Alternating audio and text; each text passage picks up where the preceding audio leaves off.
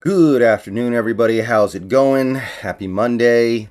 Time for another look at the snap counts. And there's some interesting stuff here, and actually some encouraging stuff here as well.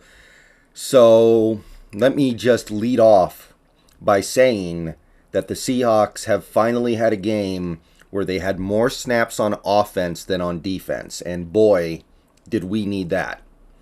Boy, did we need a game where the offense actually managed to maintain long drives, stay on the field, and give the defense some rest.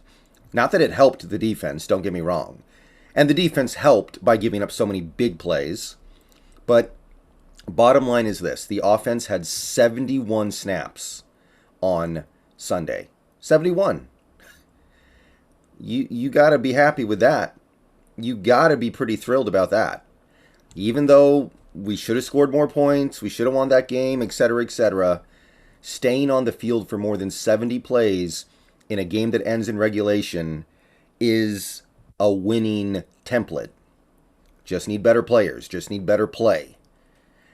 So, as for how those 71 snaps were divvied up, let's start with the running backs here. Penny got most of the work. He had almost 50 snaps. Ken Walker ended up with 9, which, given the fact that Travis Homer only played 2 snaps and then went out with the rib injury, which we don't know what his status is right now, by the way, which is troubling, is low.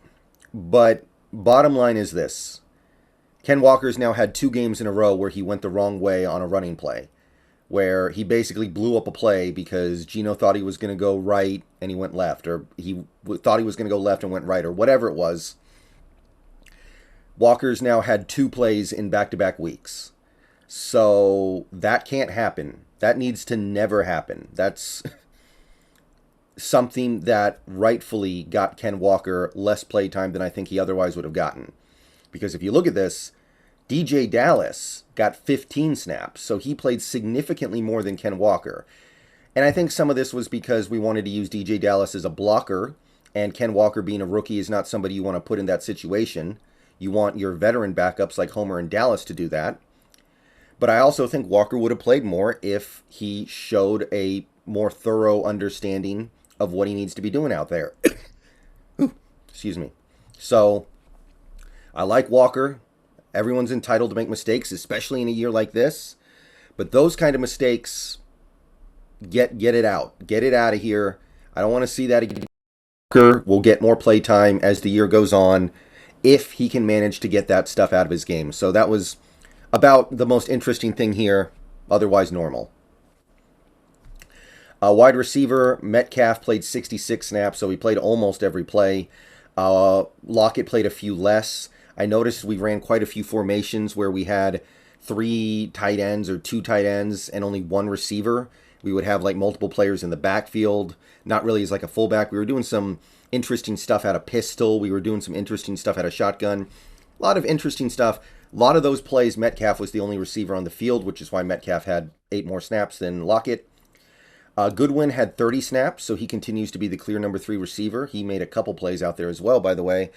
Eskridge, he's trending in the right direction, right? 12 snaps.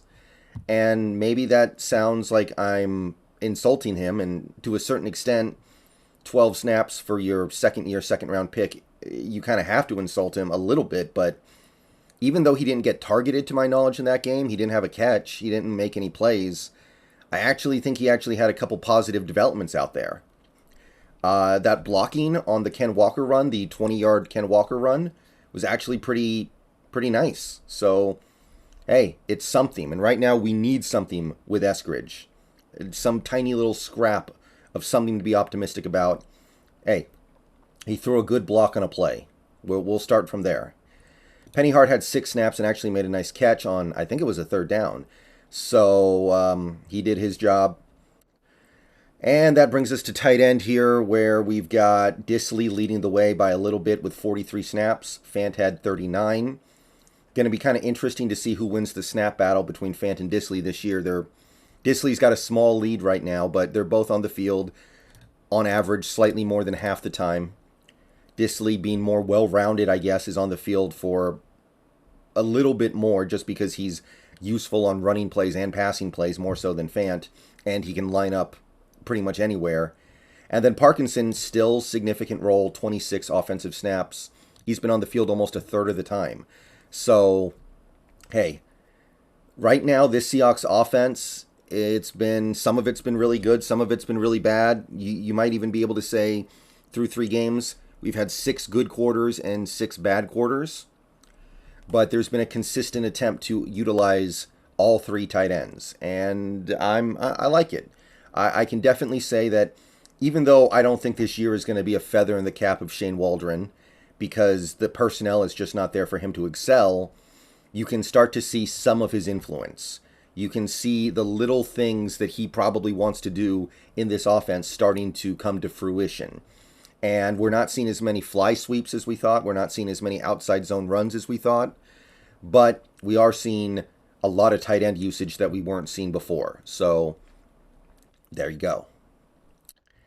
All right, defense. This is certainly the side of the ball that played poorly, more so than the offense on Sunday. 57 snaps, which is a much better number than the first 2 weeks. But I'll tell you, big reason why is because of all the big plays. You're only going to stay on the field for a handful of plays when you're giving up 20-yard chunks. So it's not like we were forcing a bunch of punts or getting a bunch of turnovers. No. They were just chomping down on so many yards per play that how are you going to stay on the field that long? I mean, honestly, the offense completely did their job in this game. They absolutely did the things they needed to do to stay on the field. The troubling thing is the defense still couldn't take advantage. And it does feel worse than it's felt in previous years. The run defense is more obviously atrocious than it's been in previous years. People forget this. The Seahawks had a top 5 run defense the last 2 years. This year, obviously we have to wait until after Monday Night Football to be sure, but it's probably the worst run defense in the league. I know you lost some players. I know you're doing different things in terms of your scheme, but that's still, something's really not right there. Anyway, snap counts, defensive line, Poona Ford, 35 snaps, mostly invisible. At least he didn't have to play 60-plus snaps like last week, but still not making a big impact. Excuse me, wrong pipe. Al Woods, 34, which, I mean, he's the guy who's making an impact. He's the guy who's doing things for this defense right now. Brian Monet, 18 snaps. I don't really know what to think of the Brian Monet thing. I like him, but we did give him a pretty big contract extension a few months ago, and now we're not playing him that much. It makes you wonder, maybe the contract extension was for next year after Al Woods is gone and probably Poona Ford, and a lot of these guys, honestly, could be gone next year. So maybe we're just kind of playing it cool with Monet, but he's not playing well. He's not playing well at all, and I have no problem holding him accountable to that, and he's not really having any kind of positive impact on this team right now. Shelby Harris didn't play, hurt, personal reasons, whatever. Quentin Jefferson, 32 snaps. He had the sack, which was nice. He did have a sack, but another guy who just seems to be kind of whatever out there, just a body. And Miles Adams, who did not look like much of anything, unfortunately. Only 10 snaps. I'm not going to judge him right now, but Miles Adams did not impress that much, but when you only get 10 snaps, maybe there's just not a whole lot you can do, and we need to give him a little more time.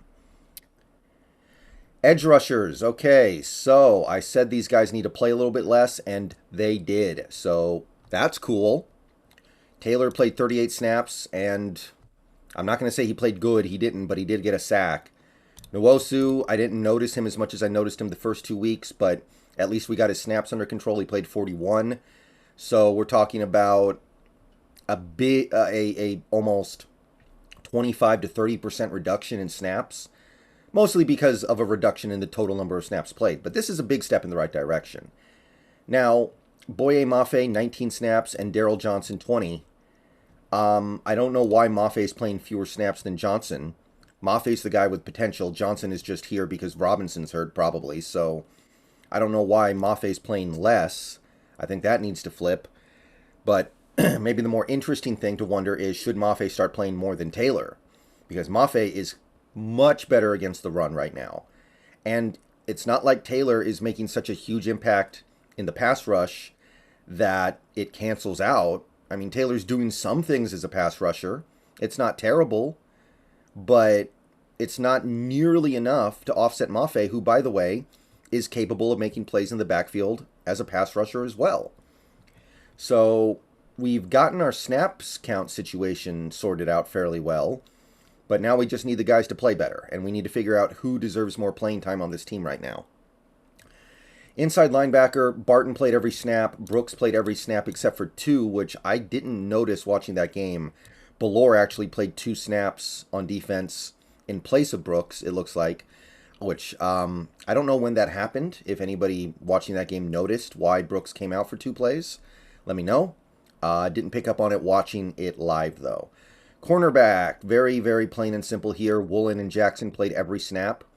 I thought Woolen played fine. Jackson did not. And Kobe Bryant played 38 snaps, so played about 2/3 of the game as a nickel corner. Sounds about right. And Kobe did play a better game. I didn't notice anything massively wrong with his game. He did get a sack too, which is nice. Improved.